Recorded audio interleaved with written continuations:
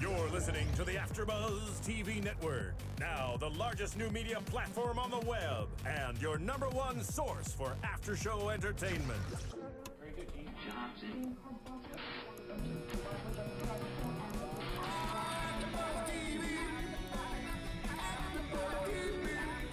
From the AFTERBUZZ Studios in Los Angeles, California, presented by Maria Menounos and streaming live thanks to Akamai Technologies, this is AFTERBUZZ TV's The Walking Dead After Show. We'll break down tonight's episode and get you all the latest news and gossip.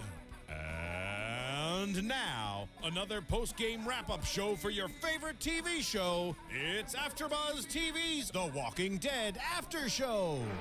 Hey guys, what is happening? And welcome back to The Walking Dead After Show for a really intense episode tonight. A lot of action this time around, but first of all, joining me across the table, finally a full crew tonight, the lovely Kristin Carole. Hey guys. It hasn't been like this since the first episode. We kicked you out of the crew and you came back in. I had to go to Disney World, you know.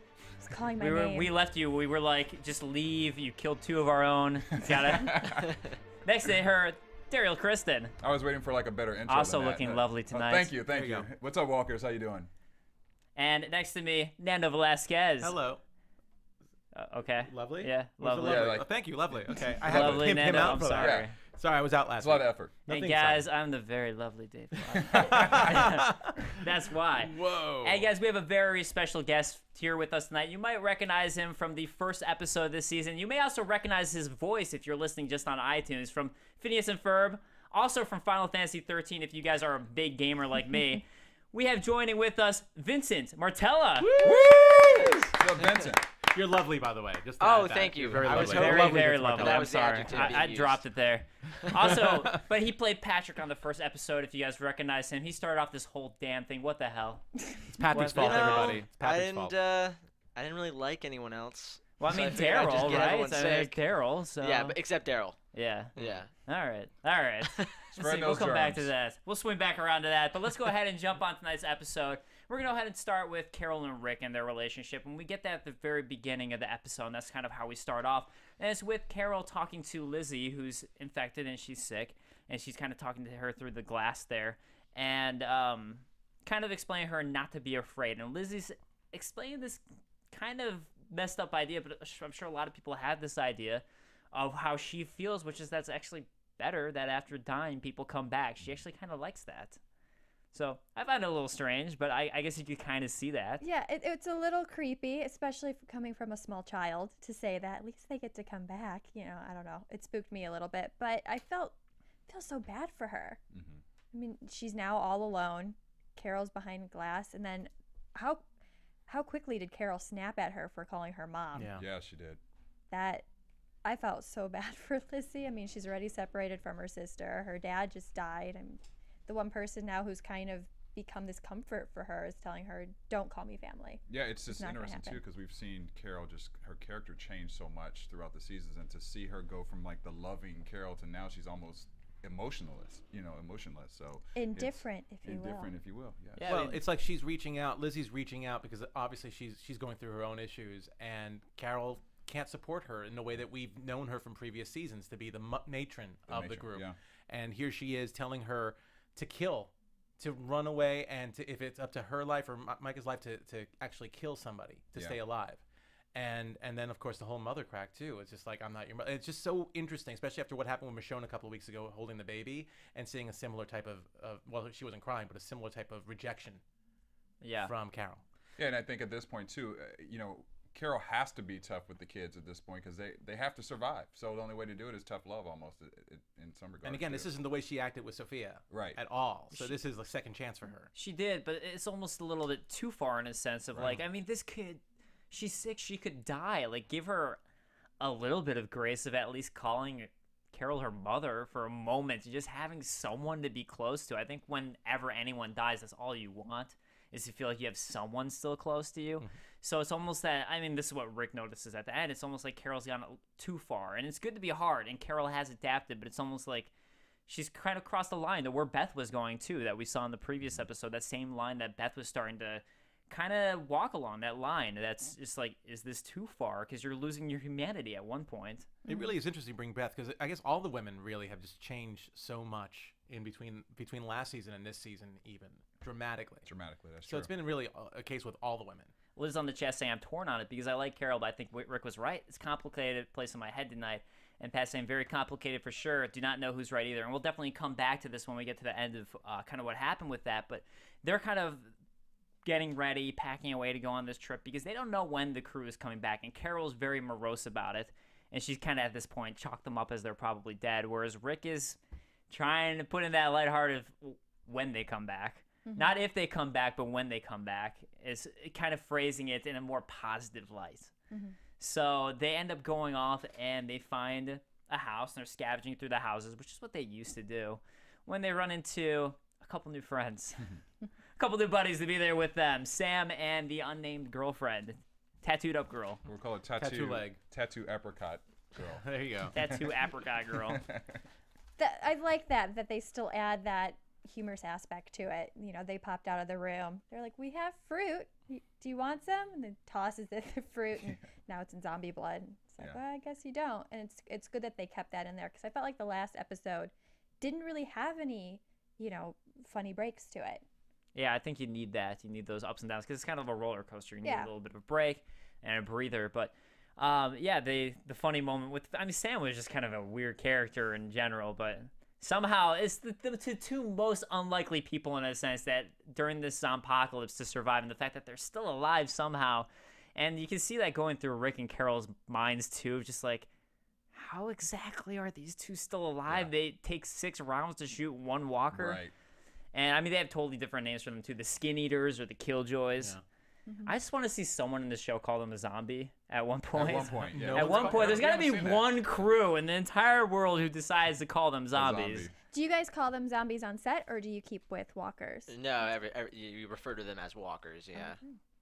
Otherwise, Robert Kirkman comes out with a knife and he's just like... He just cuts everybody's head off. That's what happened to the second AD. It was really sad.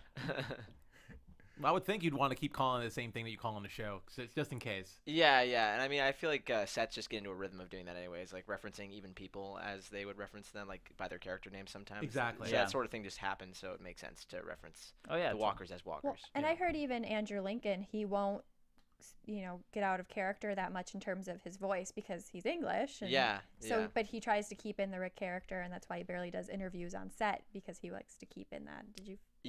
No, he pretty much stays in his Rick Grimes accent the entire time, which he does an incredible job doing. I feel like a lot of fans don't even know that.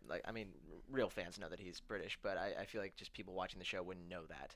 And so I always find that really incredible when people can do really good accent work as an actor, because some people just always use their same voice, but when people are using accents like that, it's really cool. So. Yeah, I'm sure it helps to do it for him too, all day, every day, because it's constant practice if he's doing it outside of the actual filming moment, the times when he's filming. Yeah, I know it varies from actor to actor. Like some people like to do that, some people don't like to do that, but his hard work really shows in the series.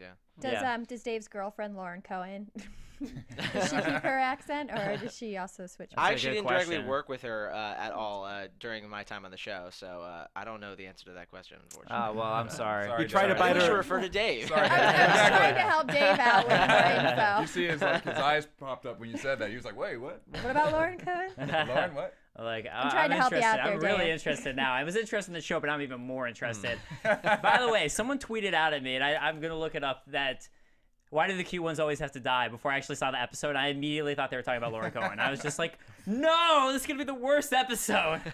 So I just had to throw that out there. But what was your take on these two characters, Patrick?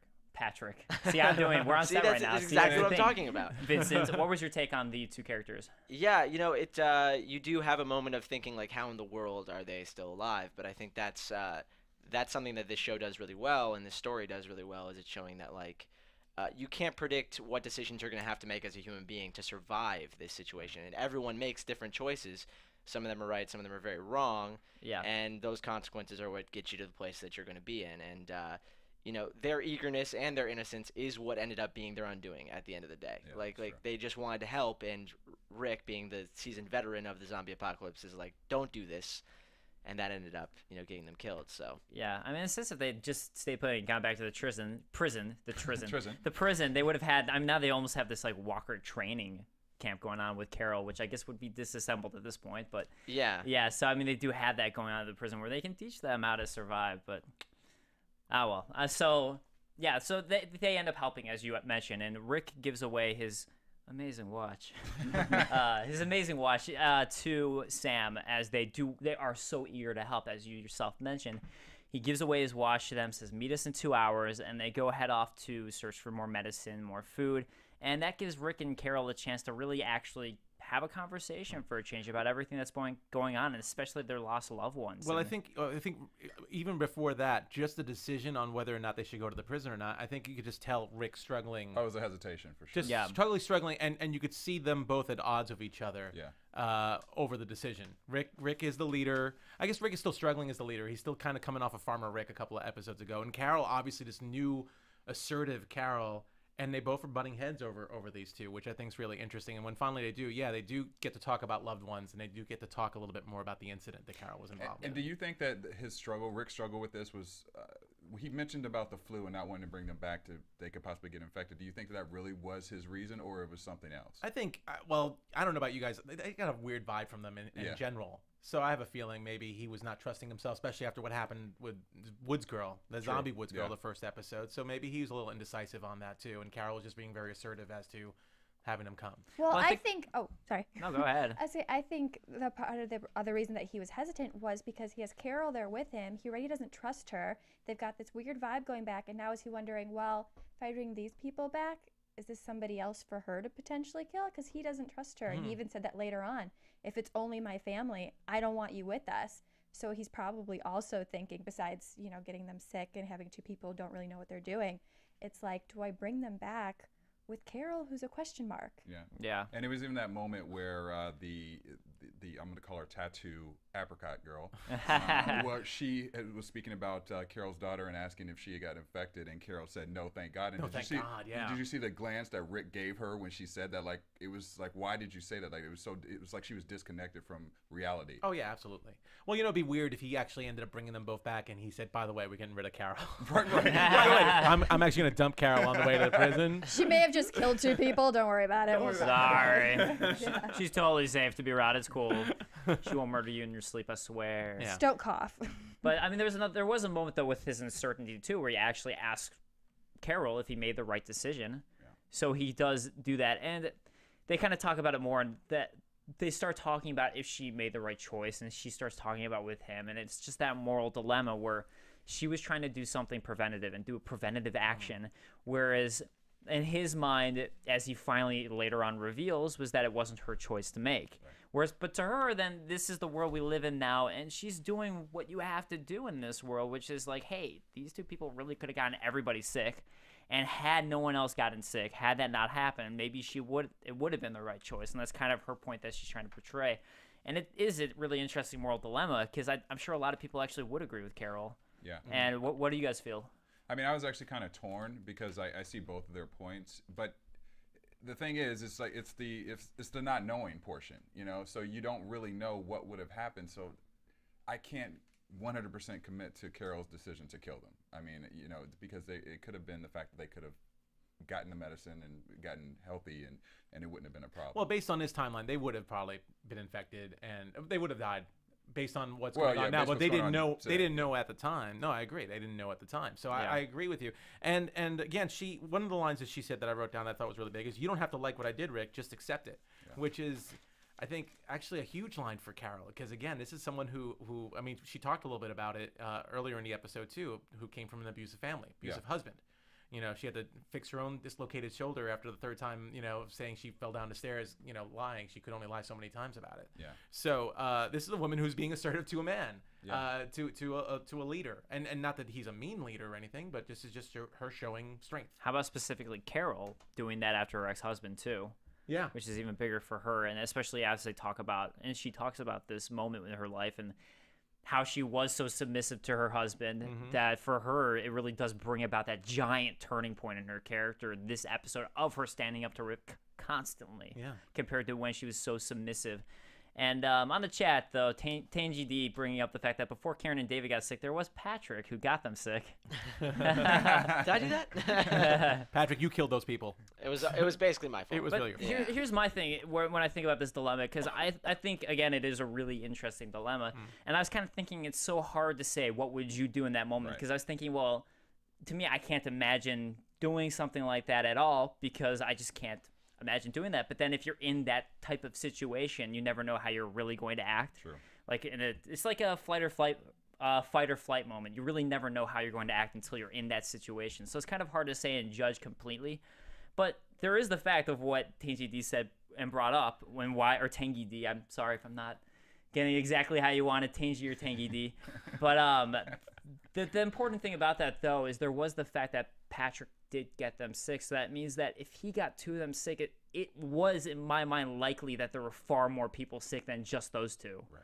Okay, yeah. Then you go into Dr. S's cells. Once we follow Sasha in there, Yeah. and there's people already dead in different cells and stuff, and so there are a lot of Yeah, people so as much that as were she sick. thinks it was a preventative measure, and Yeah. if there was really worthy only two, period. But it just seems like, all right, we already saw one person sick. Now there's two people sick. I mean, viruses just spread. I mean, people start showing symptoms days after sometimes they catch it. So I wouldn't have assumed at all that they were the only two people sick. So in my mind, that was the reason that I would have thought she was wrong more than like, I mean, if you knew for certain that you'd be saving everybody, then yes, that's more of a decision. But if you don't have that certainty, I think that's where the question. But let me ask and you I start this. to agree with Rick. Do you think that Rick should have just kept it to himself, though? I mean, do you think that with his history of knowing how Carole was and dealing with Carole through the years, that she all of a sudden is going to be this bad seed because she did make this decision to kill these two people? Do you think that Rick should have just kept quiet and not gone back and said anything, or would have not gone back? I don't think and that's said Rick's nature. I mean, don't forget also that that Rick had to discipline his son after the end of last season. So not discipline might be a wrong word, but he definitely told him not to take a gun. He instilled in him how wrong that was. So this is super moralistic Rick. Yeah. So again, though, this is the end now, and I'm curious on the chat, you guys, what your thoughts are. Is did Rick make the right choice in just completely leaving Carole? Do you agree with this decision? Because I mean, regardless of how you feel about what Carole did, and I'm sure this will factor into it. I mean, Tyrese has been calling for someone to do justice, and now Rick is doing what he feels is justice. He's not killing her; he's leaving her on her own. But I mean, I kind of agree with you were saying, Derrial, that I don't think. I mean, I think yes, justice may need to be dealt with to her. Or maybe they need to have some sort of council meeting, like, hey, never make this decision again. And I think she probably would have abided by it if they talked about it more. I think they could have talked through to her a little bit more. As much as she is in super survival mode, I think if everyone talked to her about it together, if Tyrese didn't rip her apart first, Right. then That's the hard part. You go back there, he's going to be incredibly pissed off. Yes. New Tyrese. We Angry saw black it, man. yeah. Angry black man. Angry He's black got man. his hammer. Death wish Tyrese. Death wish Tyrese. Yes, I absolutely. think it was smart for him to let her go. The question is, how does he tell people what happened later on? Does he say, oh, we got swarmed by a bunch of zombies, I thought she was going to die, so that just in case she comes back later, which I feel is a great opportunity to bring back Melissa McBride in a different group later on. yeah. Yeah, I think it's a cop-out. I think him getting rid of Carole is a cop-out. She could have gotten justice, at least like a trial of some sort. They seem to have a system with the council in place. They could have had something. If anything, Carole just showed that she could really talk her own argument. Yeah. She could really defend herself. She brought up great points. She brought up She Shane. brought up amazing points and Yeah. way too many points. And I think she's one of the few people who really knew about Shane. Yeah. So she could bring all that up. So I really think that Rick is still kind of a new leader again. He's kind of just been out of Farmer Rick for the past couple times. So I think this is a mistake in the long run. I get it. Tyrese will totally sever her and kill her when he sees her. Sure. But you know what? It's the tougher moralistic job. It's the tougher job to do, to bring her back and have her stand a trial or have her face up to everybody. But it was the right call. I just tend to think there's going to be too many emotions going into it. So to bring her back potentially does get her killed. And she does have a better chance being out on her own and getting a new group. That's what I think. I think that was a If she can good relate to a decision new for her. group. Yeah, I mean, it would be If tough. she can at relate this to a new point. group, yeah. So Liz saying, I think if those two had died as well, and then Carole took that initiative on the next people, it would have looked differently. That's what I find complicated. Tangy D saying the thing is Carole knew about the walker who showed the sickness. I wouldn't have assumed that only those two people were sick. So kind of what I was saying there. Pat saying, I think Rick feared Carole was going to kill a lot more if he just stayed quiet. And as you were saying, Kristin, or if he told Tyrese, or I guess I was saying that, or if he told Tyrese that Tyrese would go nuts. And then Laura Jones saying, I think he feared Carole's safety too. Tyrese would have killed her, like he said. Yeah, he would have figured out a way. There's no jail cell that would have kept Tyrese He away definitely from would have killed that. her. Yeah. What do you think? Yeah, I don't know. What do you think? Well, I feel like almost because you were talking about like what good of an argument that Carole was making, and maybe that could have like posed to help her when she got back to this person. Maybe they could have talked about it. But I think that was part of what Rick was doing, was testing her the whole time. Like they talked about, they brought up the 3 questions again, which were brought up in the first episode. Yeah, great point. And Sam says, "Did I pass your test?" Carole didn't pass his test. Throughout the that's episode. true. No, He that's kept true. asking her repeatedly, like, do you feel bad about this? Do you understand why this is wrong? And she really argued it, and I think that scared him more than anything, is that She didn't deserve it. even after he really expressed like his side of the argument, which was you don't know that anybody else wasn't sick at that time. You didn't know that, maybe they could have gotten healthy. And she really thought that she was right in it, and that really scared him. That's you know? wonderful. That's a good That's a point. great You know, point. that- Somebody who showed no remorse. Yeah, and he can't trust someone with all these people that he loves and does care about, which he felt that Carole was one of those people. He can't trust someone who's just willing to make a decision like that and justify it so quickly without enough information. And so maybe she just didn't pass his test, and that's what happened. No, I like Yeah. that. Yeah. I think you're spot on with that. I think it's definitely what he was doing. So another thing we should probably bring up is the waiting moment and the fact that we found Tattoo Apricot Girl. Her leg just kind of off there. I mean, I guess That the was a walkers didn't pretty- want her foot. Yeah, that was a very pretty clean- clean slice there. Although they did say something about she had hurt her leg, so maybe it wasn't. So maybe it was a on fake that leg or something like well, that. anyways, or maybe they tried to sew it back on. Yeah. Or I'm not sure exactly what happened. I with think that could be the case of it, but because it was a pretty it looked almost like Michonne got to did it. look You know, like That's it what I was that- It thinking looked like a too. sword, yeah. and the walkers don't like feet. Apparently, I don't like feet either. I agree with them. If I was a walker, I'd eat everything except the feet. No, they don't like the boots on the feet. That's what it is. It's too hard to get to the meat. But then there was that whole decision too where Rick wanted to wait a little bit longer, and Carol was like, well, time's up, we have to go. And that's another thing where, in a sense, they're both kind of right too here, because it's another moral dilemma of, well, you wait for that person a little bit longer, but they never show up. You have sick people back that you really need to take care of. Although in that instance, I actually agree with Carole there. I think that really, you have a time limit. He has his watch, and if you can't make it back, I mean, they have people probably counting on them. Why Yeah. Rick was waiting so long? He just wanted his watch back. Yeah, it was a good Yeah, I watch. think so. It was a nice watch. It was a really I mean, it nice wasn't, would wait it wasn't around a for that great watch. but it And was a even- good watch. And even after he kicks her out, she gives him her watch. Her watch. Her abusive husband. Yes, her abusive husband's Husband's watch. watch. Even then. It's like, Wow. thanks, Carole. You shouldn't have.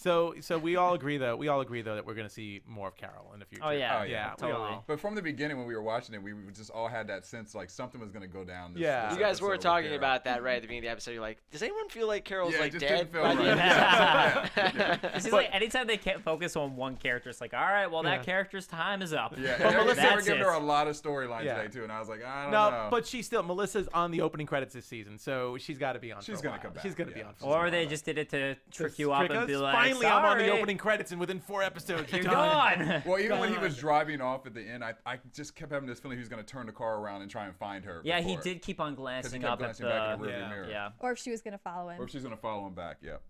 But I was kind of surprised she didn't put up much of a fight. That was my surprise, that she just kind of accepted I'm that. kind of glad she did, because the old Carol be crying and saying, "Please don't go," and begging her way back. But So- I mean, I'm more of like a surprise she didn't argue or say look, let's go back. You don't make the decision. You're not the leader. We have a council. Something like that. I'm surprised she didn't at all argue with him. She just literally just took it. I thought Rick made a good argument, though. I mean, apparently Karen, oh my God, No one Carole. wants you anymore. No one loves you. that Carole kind of, I think, respected him for that, because he actually wasn't. He goes, "I'm not making this decision." She even said, you're not the leader. He's like, "I'm not making this decision for them. I'm making them for me. And you can't come back with me. I don't trust you with my kids. I don't." So I think she respected that. I think it was more that than her fighting to be back in the group. I think she's like, well, crap. That's why I did what I did, was because I was almost scared for me and for the group, Yeah. I think. Well, I also think that they're showing the transition of how she's changed too, because one of the statements she made, I didn't know I could be strong. I think that this whole thing of her kind of not giving him that argument at the end was also to show like, listen, she feels like she's on her own. She's kind of like mentally changed so much that it's sort of not a surprise to me that she didn't argue with him that much towards the end. Well, that's true. He did say to her, he's like, you're not that, girl that you were before. You're strong. You can survive by yourself. And maybe she was like, well, now I can't say take me with you because I need to almost show that I'm the strong person. So Laura Jones saying when Carole was turning the car around, I thought she was going to run over Rick. And Pat saying Carole gets booted from the group and now Michonne's moving in on her man. Oh, yeah. Very quickly. I like that, actually. So with that, let's go ahead and Segue. talk about that group. Yeah. Tyrese, Michonne, Derrial, and Bob. Tyrese washing his clothes there, still pissed off, still in super angry mode at that moment. And as they head off, Derrial leaves a little stone. And Michonne saying that it looks like his eyes. Jasmine, like the color of his eyes. And then she gave him that nice smile with the glance as well. And Daryl's having none of it. He did not flirt back. He did not give her any love. Nothing. But Michonne kind of flirting with Derrial here, so Yeah, she even that's something that we smiled. talked about a little bit last week too. I think that little interaction between them. So just again, they're bringing that back. So it looks like there's definitely something going on with them. I think they make a good couple. I think they are one hell of a power couple. Yeah. That's They make a power like They couple. could take on the world. Let's do a Yeah, they spin-off could take of on the that. world. those two on their own. Maybe that's what the show will be. The new Robert Kirkman show is literally just going to be That'd be Derrial and Michonne, the non-stoppable duo, unstoppable. That's what you would say, unstoppable. So they end up, because they don't have a car, they're looking for a car and a way of transportation. They end up finding one that's covered up in all these leaves and all these grass, and Daryl's not able to start it and needs a new battery, so they need to go out and find it. Good thing they happen to just be by a mechanic's house. Convenient. Very convenient with the leaf wall. Vines have grown over everything, and Tyrese just going nuts on it, and still just upset, starting pulling up a walker, and then they get into the first entanglement really with walkers in the episode. I think this was before the other entanglement that we see. Something also I forgot to mention, speaking of cars, is when Rick and Carole first found their car. Amazing how the Hyundai was so beautiful and such an amazing car, and it's just Hyundais are so versatile and they really survive zombie apocalypses. They do. But that other car in front of it That was Taurus, so smudged the up. That Ford Taurus. Taurus. Fords don't do it, but Hyundais. What did it say in the window? That's what it Excuse me for... Pardon our dust. Pardon our Pardon dust. our There you dust. go. Pardon our dust. Pardon me for not being a Hyundai. My car's dirtier than their car. I have no excuse, apparently. But anyway, so back to the whole car thing. They're pulling out all these people, the walkers, and the walkers start attacking, and just Tyrese going crazy on this one walker, not really even fighting it, just falls over with it, not even thinking at all. And then Bob goes ahead and takes it out with the shot. And I was just kind of thinking, like, they have knives, they have a sword. Why are you shooting something now when you know noise is a very bad idea? I think it shows Bob just is not the most experienced member of the group. Yeah. He makes mistakes. Obviously, we know he's got a little bit of a problem with the drink. The booze. No, With he the doesn't booze. make any mistakes. I think you're likes to holding booze it things up. against Bob Oh, a why? little too far. Why is that? A little too Why far. is that? I don't think Bob makes mistakes. I will say I do love Death Wish Tyrese. That's what I'm gonna call him. Death Wish Tyrese is just awesome. I mean I liked him as Gentle Giant, but this is a little bit more kind of the balance where what you see in. Spoiler alert! In case I say anything comic book I related, don't think this is gonna be a it's spoiler not. It's here. not. But every time I say anything, everyone freaks out about the comic. So this is more kind of the attitude that Tyrese holds in the comic book. I feel he's a bit conflicted. He definitely has bouts of anger. I mean, the death of Karen, definitely has set him off for that. Yeah. So and then at this point, he's wondering if Sasha is still alive. Yeah. Too. So it's like a So- combination Look, of. I mean, as love long this. as he has a hammer, I'm okay with angry. right. The angry black Tyrese. man. When he doesn't have a hammer, I'm like, all right, get over it. Get your hammer, and then you're cool again. Just needs that hammer. Yeah, I actually thought last episode at one point that he lost the hammer, and I was like, no, No. like when he was in that big It's like fight Thor. with them all. It's like Thor. He needs his hammer. Yeah. Exactly. Yeah, I was so upset. I was like, he better have that hammer. If he could just hold his hand out and the hammer comes to Right, him. The exactly. Walking That'd Dead be social better. game. The Walking Dead social game actually has a new weapon called Tyrese's hammer. yeah, That yeah. they that's released for perfect. the social game, which Nice. is awesome.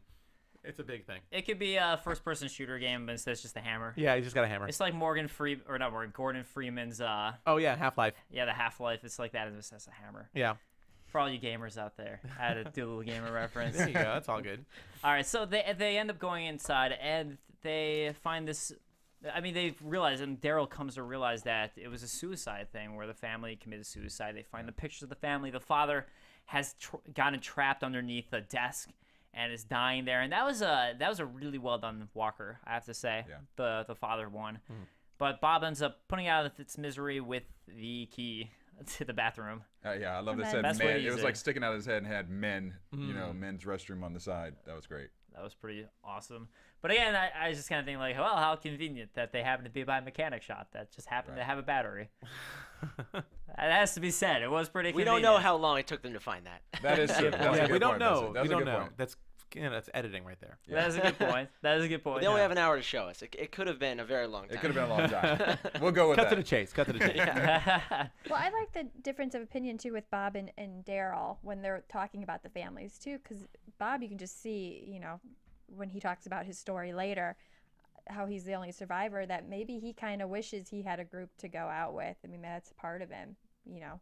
Maybe Bob also has a death wish, slightly. I mean, he doesn't, you know, seem to catch on very quickly. Not in the same definitely way. so. Well, No, not like Tyrese, like, I'm Yeah. gonna go find death, but I think he's seen so much of it and has been the only survivor where maybe it's survivor's guilt. yeah. Yeah, It's taking its toll on he him. feels really I unworthy. So maybe he I could see doesn't. that. He sees this group of people who all loved each other, who still had each other at the end. Where he's like, you know, maybe that's not a bad idea, because then nobody's alone at the end. Yeah. And a great reason for him to just drink himself away Yeah. to get the booze and have that. That's his only friend. But I mean, it is great though that we do get that finally the backstory of Bob. We get to find out everything about him. That he had two groups where something like that happened, and he was the last one. He was the lone survivor, and he just is afraid it's gonna happen again with this group. So, it was nice to finally find out more about him and get his backstory. So, he's gonna be a goner soon too because Yeah. of that. Yes, I think so. Basically, is what that says. But they end up getting the car started. They end up getting their way finally to the veterinary school, and they find all the supplies that they needed are actually there. And Bob is being useful now that he's using his degree, telling them like, "Hey, this is what we need. This is what you need to find." Looks like he was going to try and pick up a book there at a moment. It looked like he was getting books. Yeah, the Enter a New Dawn. Enter but- New Dawn. I Yeah. was gonna Google that. I was How really curious. ironic that he's picking up a book called Enter to New Dawn, as in like you're starting all over, and then it ends up that he was getting alcohol. So I was kind of thinking like it's kind of the reverse of what the book title would have been. Hey, it's just to help him sleep at night when it's quiet. Leave him alone. All right, good point, Derrial. Good point, Derrial. I said Derrial. It's all right. It's all good. So Close enough. close enough. So they end up having the Walker moment now, the really intense one. And this is kind of what one of the things I like about the show is when they are in tight quarters like this, when it is intense, because we have a large open space like the prison. It's not that intense, but when you're in tight quarters, no matter what, it's going to be pretty intense. So they get the intense moment of the Walkers chasing them. They have to dash out of the window when Bob kind of trips over and he's pulling for dear life for his bag. And Daryl's telling him, just let it go, let it go. And finally they get him to get off of it. The bag rips a bit and reveal that he lost his book, and it's just he really wanted to have something to read at night. So that was played really well. I mean, I think we were all like, "Oh no, the medicine! Oh no, Yeah. the medicine!" And it turned out to be his own personal medicine. Yeah. Yeah. I But, mean, I didn't sometimes think- alcohol helps stuff, right? well, I didn't really think it was gonna be the mess. I figured everyone, because everyone had bags. I thought everyone had a bag of medicine. But he was the one that was taking control, and it seemed like he was the one in control of the Yeah, medicine. I so thought it would sure it make was the medicine. most sense for him to have it. So Yeah. I just thought it was a really well played scene. Yeah. Yeah. Yeah, I mean it was, and then we get, I mean, this awesome moment with Derrial. I think I badass thought it was Derrial. awesome. This way is he Kristin headbutted- is the Derrial expert. Okay, so he was let's- kind of hot in this scene. I'm not gonna lie for the girls out there, or some of the guys. Yeah, the head bunt. I like the head bunt, like when he like pushed his forehead yeah. right against Bob's and it got in his face. It's the superpower moment. superpower moment. The superpower I moment. thought he was gonna like hold him over the edge, like, you know, Beauty and the Beast or something. Yeah, like, I thought he "Get would too. Yeah. Just, But Well, he still needs him though. He still needs him, obviously, because he's the one that knows all about what to do with the medicine. But I mean, I almost thought they were just gonna leave him there. Like Daryl's just gonna be like, just leave him. I thought that was what was going to happen. I mean, they didn't, but I thought that was kind of everyone's leaving everybody behind. Carole and Bob, they do their own spin-off together. yeah, maybe they. And then they're gonna end up with Hey. Morgan. Maybe Carol's the spinoff now. It Well, could 'cause be. they all have worked with her in the past. Melissa, you know, when she called in, she was lovely, and we hear nothing but good things about her and working with her. And maybe that's something they'll follow then for the spinoff. Well, that's 2 years away. I think we got a little bit more time. She'll take some chill time. We'll forget who she is by then. I mean, think about how long Michonne was on her own too. Yeah. So she'll meet up with Morgan, and they'll start their own band. But could you believe that he was so addicted to that bottle that he was willing to pull a gun on Derrial, though? That's some serious That stuff, was yeah. pretty. I That was like a pretty the way intense that they're bit. revealing his like struggle with the alcohol though, because like I think it was very clear like on his face how scared he was that he was like reaching for the gun Yeah. too. Yeah. It wasn't like an angry like don't do it. It was like He was scared shocked of himself. himself. Yeah, exactly. And I think that's something that they're playing very well is that he's not like a terrible person, but he has like this thing that like scares him about himself that might have more to do with, you know, maybe some things that happened in his past. Like it all like just haunts him that he has this problem that he has to deal with. And I like the way that they're like slowly revealing all of this. I do a lot. Yeah. It was also good with the relationship cue between both him and Derrial, where at the beginning of the first time that he's talking about it, Daryl's really accepting of it. He's like, "Look, it wasn't your fault about Yeah, he's Zach," very compassionate. which Bob is completely broken up about, and Yeah. Daryl's kind of talking him through it, like, "Look, this wasn't your fault." Sasha and I picked the place. You didn't know. Right. Yeah. And then at the end when it happens, just complete He turnover. flipped, Well, yeah, because he had told Bob, he goes, now you'll never have to be alone for it. And then he said, you are alone, and gives him the bottle. I thought Yeah. that was, Yeah. you do not want to piss Daryl off. No, definitely not. I mean, Derrial, and I've got a comment I'm going to read from you guys just about how much people are liking the turns from Derrial. But yeah, so they end up now together. And there were some interesting comments before we move on from you guys on the live chat, kind of talking about the fact that we didn't see Glenn at all this episode. And they were kind of finding that to be an interesting choice. And Well, he's I sick. kinda don't Well, yeah, I think was there's gonna really say he's anything sick, to show. so He's yeah. sick, so we're not going to see him or Herschel because But he was in the involved. preview. Yeah. Oh, he was in the preview. He was in the preview. Well, and we've seen episodes before where it's just been one group. You know, last year they just showed Woodbury for that whole episode before, and then didn't show the prison at all. Or when Michonne went out with Carl and Rick, and when they went out for that one, you didn't see anybody else in that episode. I think so. it's better that we don't know what's going on there. It's almost adds more. It puts more at stake. Yeah. With both crews because they're both out there trying to save them. So I think it's almost better to not see them and just. That's true. It's like the unknown. Kind of shows the scope of the problem too, where you're like, oh my gosh, this is so horrible. What's going on in this neighborhood and in this veterinary hospital? And then you're like, but wait, there's all these problems at the prison still. Yeah, Right. exactly. We have to We got to wait- go yeah. back Sure. home and fix I this. completely forgot that there's this whole other problem going on. Yeah, Yeah. exactly. Well, even also with the scene with the two, with Sam and the girlfriend. I mean, the fact that they had to explain while they're out there and there's these issues with them that I don't know if you even should come back with us because everyone's dying at our prison. What I love too about that So is it's just nowhere safe. their backstory was all about being at a refugee camp. So we get to hear a little bit more about the scope of survivors out there too. So who knows? Maybe that'll be something that'll come into play in the future as well. That the prison's not the only place for refugees. Yeah, that's So true. Liz on the chat saying Derrial super hot in that scene, Agreed. and Liz says some other things too, but that was the most important point that she had. That was the PG version. That was the most important point right there. So we do have with us Vincent here, who played Patrick. So might as well. I'm wondering what was it like being on set in Atlanta? Yeah, I mean, it was definitely one of the coolest on-set experiences I think I've had working on something. I was a really big fan of The Walking Dead before I worked on it, and it's kind of weird, like as like an actor, when you get the opportunity that you might be able to be a part of something that you actually watch and that you really like. I honestly never thought there was going to be an opportunity for me to be on The Walking Dead, but I'm really glad that there was because I had a lot of fun. How So did you get the take call? any? Oh, sorry. Oh, sorry. I was gonna say, how do you get the call then? Robert Kirkman's a big Phineas and Ferb fan. They just sent me some material and kind of wanted to see if I would be right for this role. Yeah. It was all very mysterious. What I read had nothing to do with The Walking Dead, and so once they kind of saw that I was going in the same direction that they wanted this character to be played.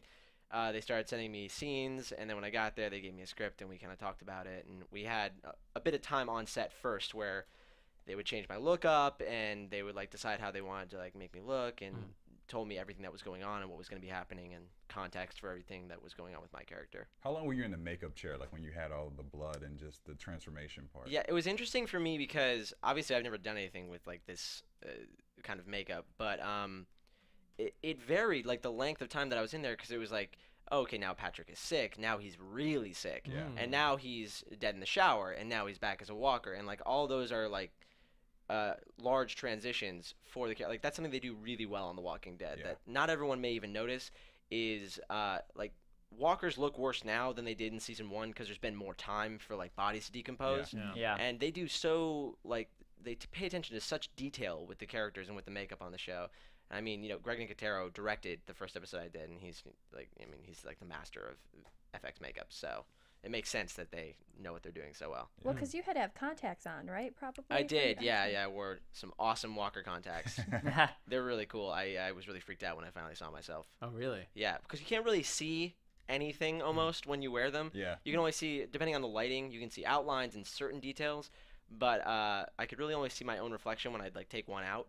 Oh wow. And then it would be extra weird because then I'd have one out and one in, or someone would take a picture and show me later. So it was really cool when I got to see it all done on film. So it's pretty easy to walk disoriented a little bit. Exactly. I It see where makes you're the going. process easier. No, it was really hard walking around set with like cords and metal and Oh, yeah, everything that's like true. around there. But other than that, it wasn't too difficult. And So- did, oh, go ahead. Well, so I'm kind of wondering, coming from, well, as you said, this was a show you actually watched and you got to do it. Did it make it more nerve-wracking when you actually found out what it was, or was it just exciting? No, yeah, it was just all excitement on my part.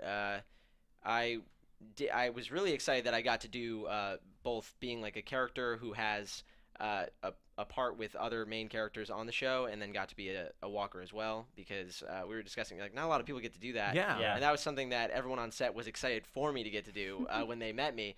They're like, you know how lucky you are that you get to have a bunch of scenes as a regular character, then die in a really cool way, become a walker, and then die again in a really cool way.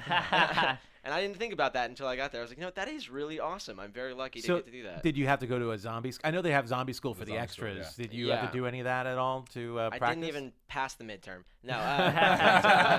They just threw you right in. Yeah, they just they actually they take me aside like well before we do any of the sequences that we were doing and really map everything out and show me the specifics of what I needed to do to play a good walker. That was actually what I was more nervous about doing, was being the walker than just being Patrick.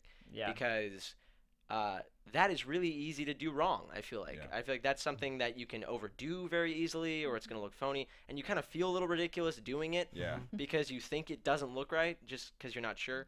And so that was something I was really, really nervous wasn't going to look good, and people told me it turned out really well. So Do they tell you to be more like the George Romero zombies, or more like the 28 Day zombies? How do they compare the zombies for you? How do they prep you for that? No, they don't do anything like that. They're very specific to like, you've seen the show? Okay, great. Well, that's what we want you to act like. Don't act like any of these Don't other act like zombies. any Like, don't other. act to what you think they're supposed to be like. We have a very specific walker that we want you to be. And then they kind of run you through the steps of it and how you're supposed to walk and how you're supposed to react to things. Well, Did I'm they sure. show you what? Oh, Well, I'm sure Kristin is super jealous that you got to hang out with I was going to Derrial. ask about your spit shake. Yeah. Yeah, no, that's actually funny because I know after the first episode, a lot of people were like tweeting at me about, You touched oh my God, Daryl. you touched Daryl. Oh Did my he God. give it to you when he licked his hands? Was it from the deer that he was eating and then he licked your hands and all that stuff? And actually, Norman did that completely improv. Like that was not it was not in the Wow, script for that's him to awesome. lick his hands before he shook my hand. And after like 2 or 3 takes, Greg walked in. It was like, hey, Norman, did you ask Vincent before you spit all over his hands? And he's like, no. It's like, well, that's really gross. Can we get a couple of takes without that? And Norman's like, I think this works. And Greg's like, you know what? I think it does too. Let me go watch it. And they did. And at the premiere for the episode when we finally saw it, we talked about how happy we were that they kept that in, not thinking that everyone would awesome. freak out about it. And they did. And so it was actually just Norman. I feel like all of us laughed when that happened. Yeah, I think we Yeah, I laughed. think we I feel like did, it's yeah. so Daryl to I do did on the that. first rehearsal when he did that too. I was like, perfect. Thank you for that. I'm never washing my hand again. But that must be interesting. A lot of the people reaching out to you about conspiracy theorists, like thinking that Daryl was the cause. Did anyone Yeah. really like come up with you with any interesting ways that Patrick got the flu? I think that one was the most interesting to me, like because I knew the actual story behind it, Yeah. so Yeah. I thought that was very funny. Mm-hmm. Most people thought that the water supply was gonna become a big thing. Like maybe they weren't gonna find me for a while, or people weren't sure if I was really a walker at the end of the first episode. A lot of people were like, Patrick's not dead, or He just has blood coming out of his just mouth. blood in yeah, his yeah. eyeballs. Some His people were like- eyes changed. Yeah, It's exactly. cool. some people This thought that happens. maybe the new threat, because that was kind of how they implied everything was going in season 4. There's this new threat that we haven't seen before. and people were like, "Wait a second, Patrick's a smart walker. He can talk, maybe." And like people were saying that, and I was like, "That's so ridiculous. No, why would that ever happen?" So B. Henry on the chat is asking who your favorite character is from either the comics or the series. Favorite character. I really like Rick because I like his character's transition. Yeah. I think we've seen a really interesting arc for him, and I like the way that Andy Lincoln plays him a lot. It's hard for me to pick one because I do like a lot of the characters so much. Yeah. But yeah, I definitely really like Rick's arc so far. So Bahaha Val asking, did you think you would get killed off that fast, and what was your reaction? I mean, you know, I'm very self-centered, so I figured the whole show was going to become about me. Of course, of course. I It's gonna thought be I was called The actually Walking Patrick. replacing Andy Lincoln. That's what I thought. Of when course. No, I knew very well what was going to happen even before I got there on set. And like I said, they really walked me through everything that was going on with Patrick and how it was going to affect the other characters and what kind of relationship I needed to have with the other characters. They did a very good job of explaining everything to me. Who would you enjoy working with most on the show? See, that's tough too because everyone was like incredibly welcoming. Like, everyone was, and when you work with really good actors, especially ones who are, you know, they've got it down. Yeah. Like, they know their characters so well because they've been doing this for a few years. When you work with really good actors like that, it makes you better. It makes the experience better. So I think it's hard for me to pinpoint one person who just made the experience the best because everyone was Everybody's so fun. good. Yeah. So I think we have the important questions here. Why did Patrick cough blood over the water? Wasn't he thinking of his fellow man in his final moments? Yeah, no, just a total brain fart by me on that one, guys. Sorry. And He's sick. And Laura Jones wondering, why didn't you go to the doctor instead of the bloody shower? Yeah, you know, I have gotten questions about why I went to the shower, and Patrick's not stupid. Patrick is smart, actually. It was very smart of me to go to the shower. I knew I had a fever and I had to break it. And so that's why Patrick went to the shower. Is he wasn't going to cough in the water or not thinking to go to the doctor first. It was, I know this is really bad at this point because I've woken up and now I'm drenched in sweat. Like, this can't be good. It started as a cough. It's really not good anymore. And so he was going there to kind of make his fever go down. How do they get you to cough up the blood? I know that might be kind of gross, but I'm curious.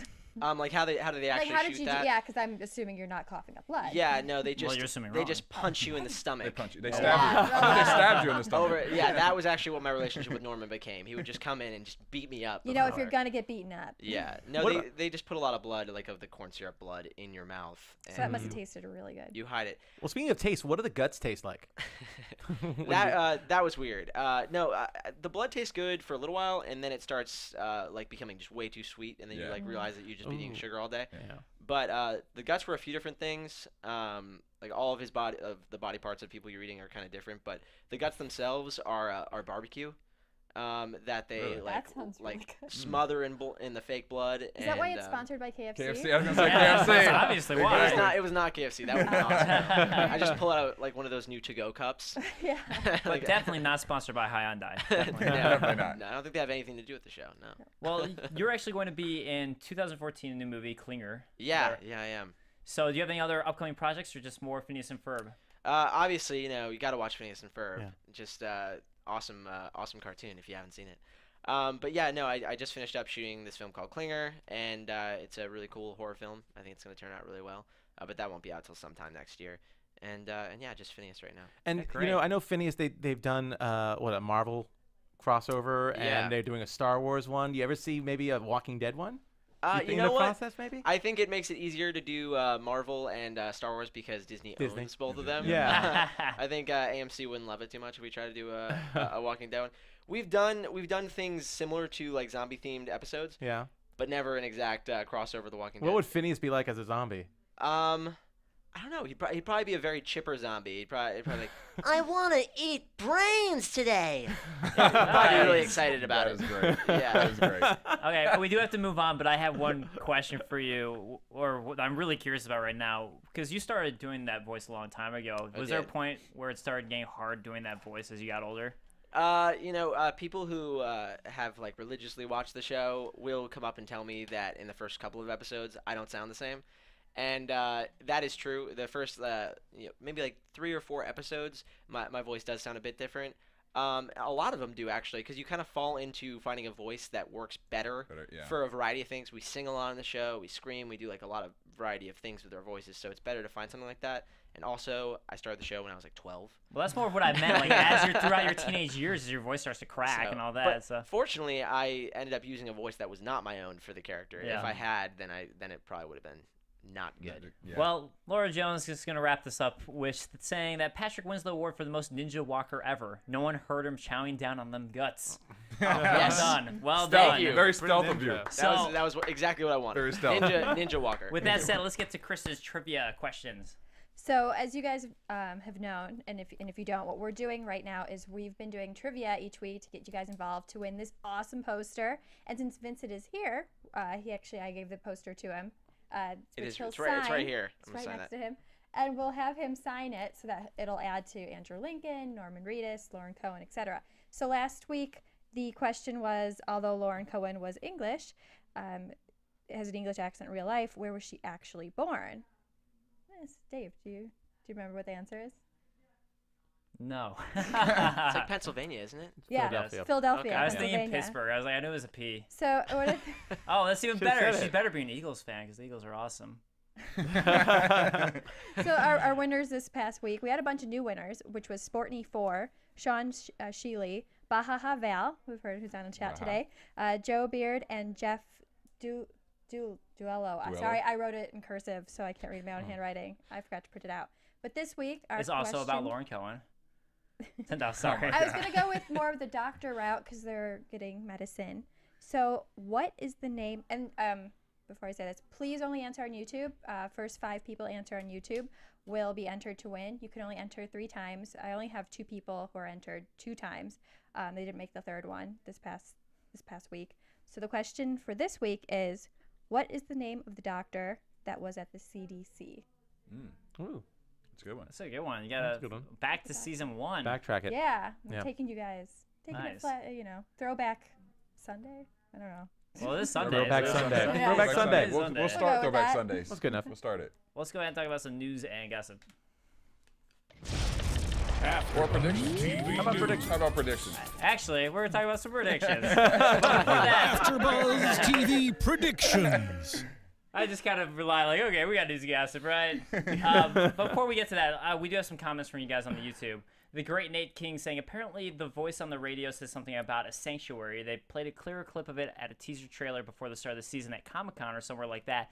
And he then went back to clarify, sanctuary, those who arrive survives. That is what was on the radio last week. Maddie Medina saying, since Derrial and Michonne were shown flirting, and it is well known that Carole and Derrial have a thing for each other, I think that the Carole, Tyrese, Michonne storyline will turn into Carole, Derrial, Michonne. Well, maybe that ain't more with Carole. So, I point that one out. Chris Martinez saying, I think Derrial has the most self-control of the group. He was ready to take down Tyrese if he had to, but when Tyrese had him up against the wall, Derrial was the one who was waving Rick back off. Derrial would make a great leader.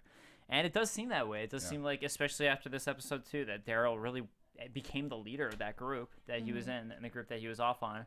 Chris Martinez saying again, I was just wondering, and maybe you can bring others in on this question, how did Rick figure out it was a Carole? I didn't see any clear evidence to suggest it was her. It could have been anybody. And Baracho answered on the YouTube that the size of the bloody handprint on the door is sort of how he figured it out, or how he made it up. I think the other thing is it's just supposed to imply that Rick, this was his job, so that's what he does. And I'm glad that they kind of showed that at the beginning of the show, like the little flashback of when Rick was walking through the prison, and it showed Carole stabbing Karen. He was having that How he moment. perceives how it. he perceived it to I be. think, yeah. And actually, it makes it, because I think a lot of us were thinking, how could Carole overpower these people? But Exactly. now we see his see the theory on process. how. Well, she probably made him Oh, comfortable, yeah. and also the biggest thing too, Michonne. Well, maybe I should say this for predictions. Michonne, Yeah, busy predictions saying, time now. Predictions. Right now. I'll start with mine. Michonne was saying she's going to stop looking for the governor. That remember she said that. So Which my means- prediction is the Now- governor's coming back. Yeah. Absolutely. I agree with that. Yeah. I agree with that 100%. I'm going to say that Bob is the next one to go. He's going to bite the bullet. I agree. I think the governor will come back early, and then I'm gonna ship Michonne and Derrial. Yeah. Vincent? That's doable. Do you have a prediction? You have a My prediction? predictions, you know, I think that probably we'll see the prison one more time. All right. Okay. Might see, might see As a early Hyundai, as Everyone's next here. episode? You know, As early as next episode? possibly as early as next episode. Okay. I don't want to predict that close, you know. I don't want to pinpoint anything, but it might be next episode we'll see the prison. Good to know. I feel like somebody in the Green family is gonna kick it. My thing is, I think I I say don't know. that I every think next week that all the characters, the primary group characters who were sick, will survive. I think. Yeah. I think that the primary group will survive after some tribulations and trouble. So, guys, that wraps us up. Thanks again so much for joining us. Once again, I'm Dave Klein. You can find me on Twitter at VDaveKlein. That's Klein.